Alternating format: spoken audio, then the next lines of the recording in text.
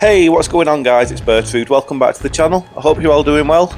Today we're using a build that's particularly brutal. He specialises in axes and hammers and is one of my favourite builds, but that's probably because we're using some of my favourite weapon classes. This one's called the Murder Machine.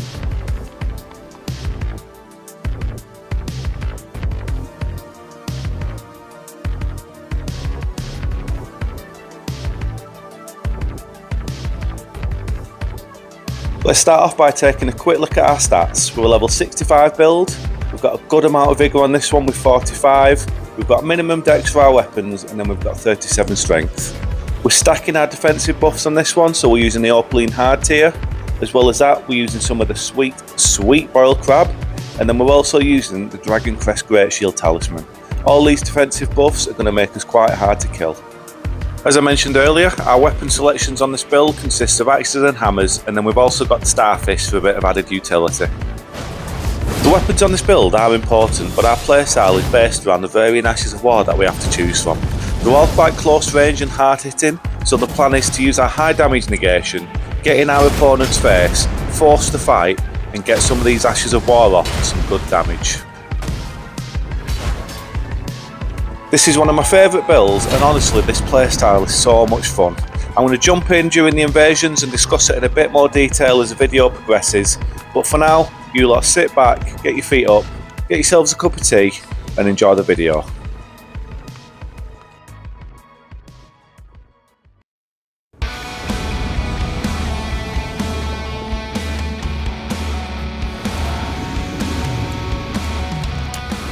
We're going to start things off with a really solid invasion, but this one's particularly good because it demonstrates the playstyle of the build perfectly and shows how we want to execute the game plan in every invasion. So let's just let this one play out and then we'll discuss it in a bit more detail afterwards.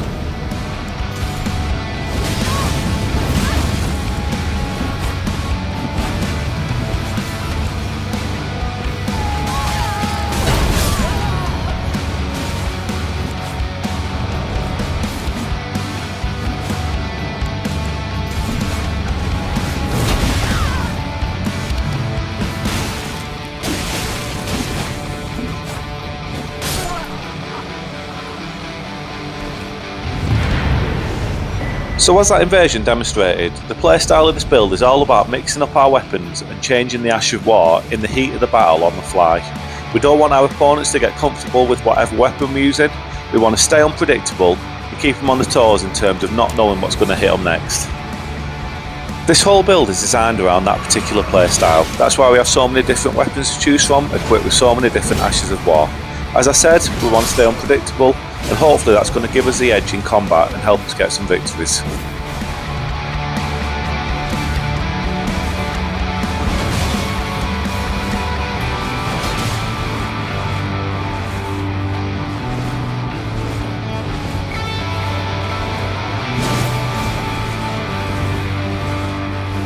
I'm definitely not claiming to be an expert when it comes to weapon swapping. As you can see from this instance here, I'm clearly lingering in the menu for too long, although it does kind of work out as we get the kill on the horse and then we also back it up with a kill on his summon. You know, it's just a fun playstyle, it's something I'm working on, and I always look forward to rotating back round to this build because it gives me a chance to use that different kind of playstyle and work on something that I don't always have the chance to do. Come on guys, this game's been out for a while now, surely you know not to attack the horse on sight. I'm invulnerable!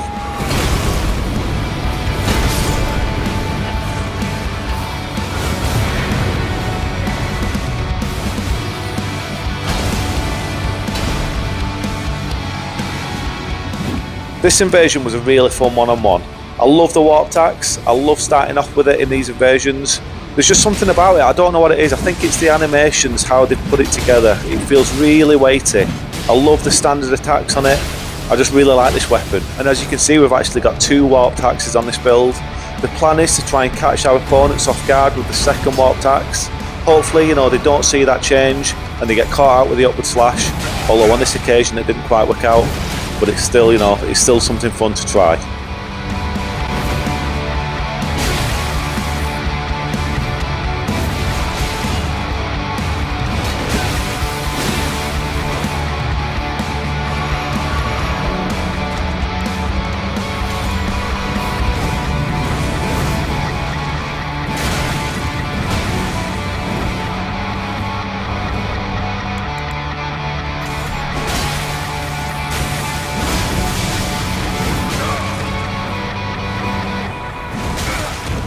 This right here is a good example of why we've got the Starfish on the build. We've got Horror's Earthshaker on them, which is a quality Ash of War, but then using these big heavy hammers and axes, they're not too good for the chase down. When we've got someone low health and we need to finish them off, I often switch to the Starfish, put some pressure on them, and it's often enough to chase them down and get the kill.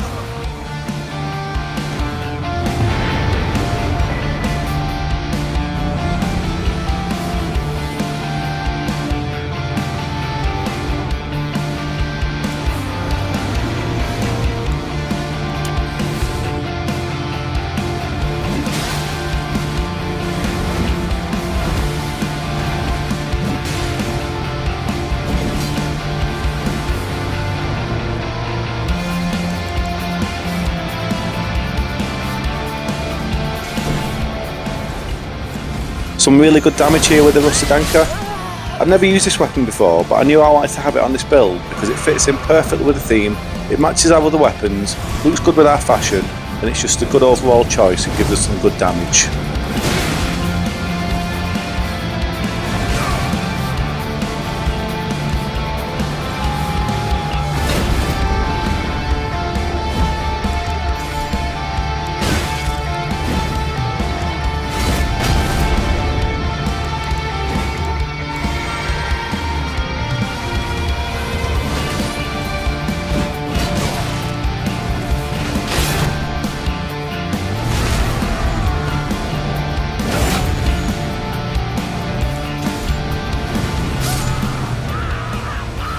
That was a perfect end to this invasion.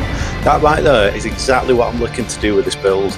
A really smooth, quick weapon swap into the Flaming Strike to get the kill. Proper smooth, really clean, that's what we're aiming for. It doesn't always happen that way, but that's what we're looking to do.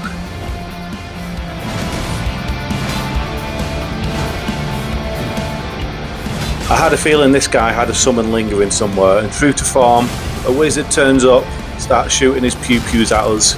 Let's see what happens.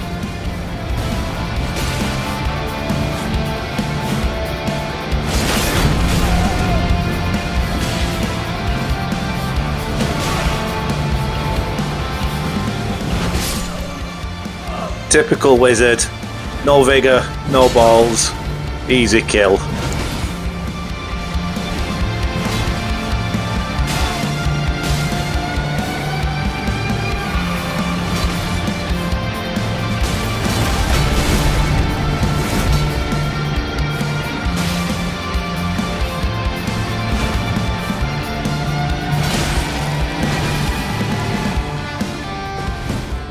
This was a big mistake on my behalf. I've got the horse at one shot, all I have to do is keep the pressure on him and it's game over, but for some reason I go for the Ash of War, I'm trying to be too stylish, and the horse lives to fight on.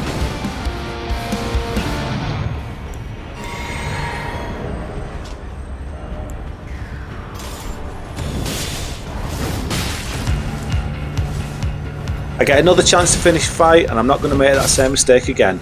I stay on him, stay tight, keep the pressure up and I get the kill. That was a really fun fight. I really respect that host, respect the scythe gameplay, and I think he had awesome fashion. GG's, buddy.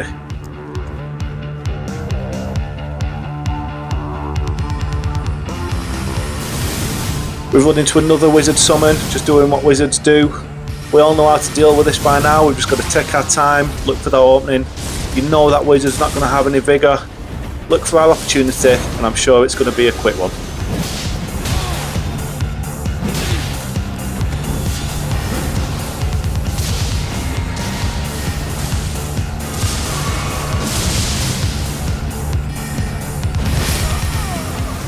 And it's as simple as that. If you don't level your vigour, you're going to get one shot. I love the Rose's axe, but you've got a Burger King helmet on, you look ridiculous, and you deserved it.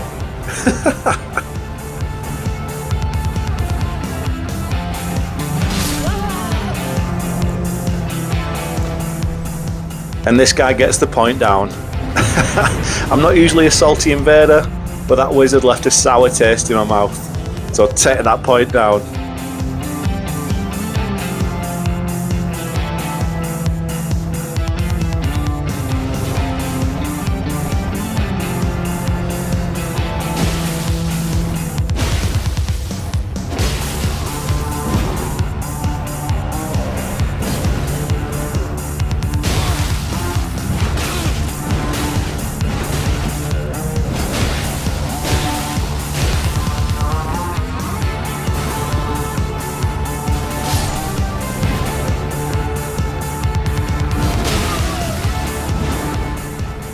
This was a great fight. Just two strength bros going toe to toe, swing for swing, and it was just really fun. You can see here that I actually get the kill with Godric's axe. That's not on the build anymore. I had it on earlier on, but it's actually got quite a high dex requirement compared to all the other weapons. So I decided to take that one off and reinvest those points that I saved into strength. You know, just to buff up the other weapons a little bit.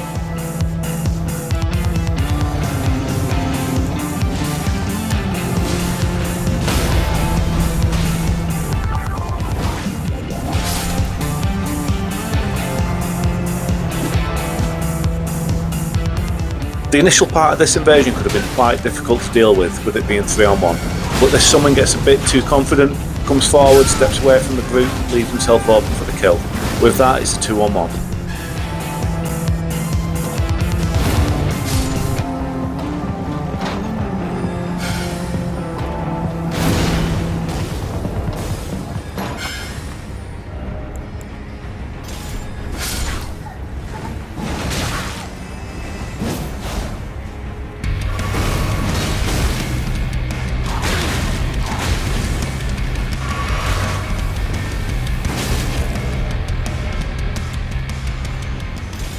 I actually don't think I played this invasion too well.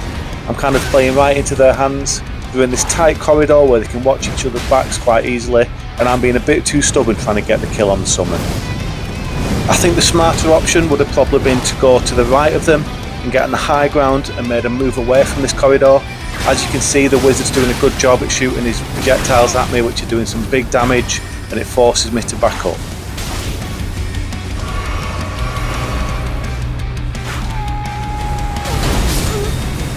Luckily for me, the horse makes a mistake and pushes blind round a corner. He can't see what I'm doing and he walks right into the Ash of War. Takes that big damage and I get the kill. It was a bit ugly, but I'll take it.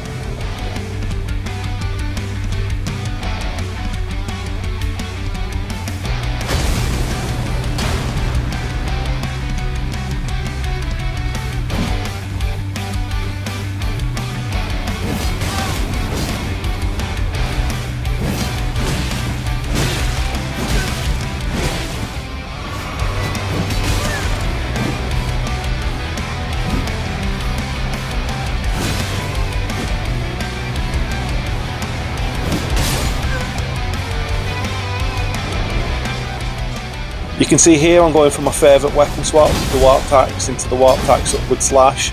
Unfortunately, he rolls away and I don't land it. Maybe next time.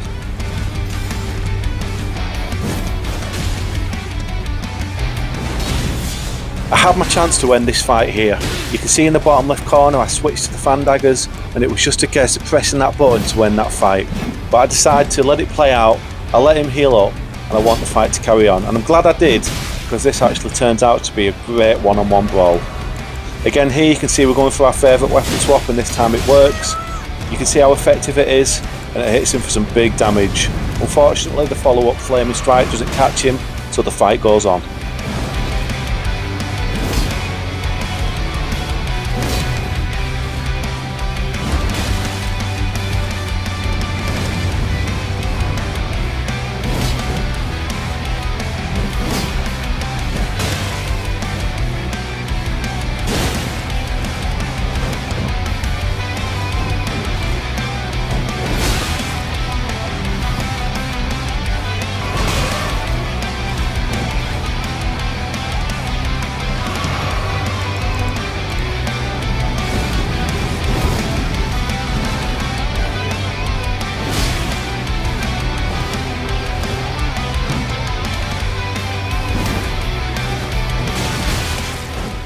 At this point I smell blood in the water. I just need to keep on him, keep swinging with those starfists and eventually we get the kill. What an absolutely epic one-on-one brawl that was. Well deserving of the bow. GG's.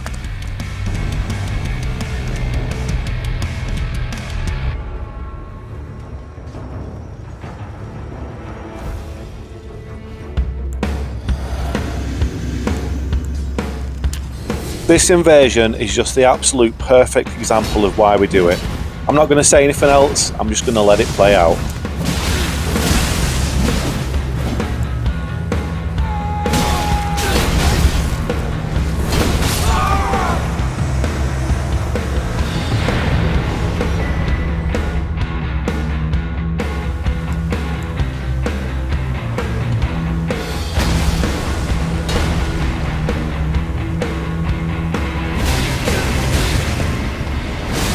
And this is the last invasion of the video, guys. I hope you've enjoyed watching. Please let me know in the comments if you're liking this commentary over the top of the invasions. It's all still a bit new to me. I've only done this a couple of times so far, so any feedback you can give me is greatly appreciated. Can I ask, if you're watching and you like the content, you like the videos, and you've not subscribed, maybe consider subscribing. 1,000 subs is getting ever closer, but there's still a ways to go, so every sub helps. Anyway guys, I hope you'll enjoy the rest of your day. Whatever you're doing, look after yourselves, take it easy, and I'll see you next time.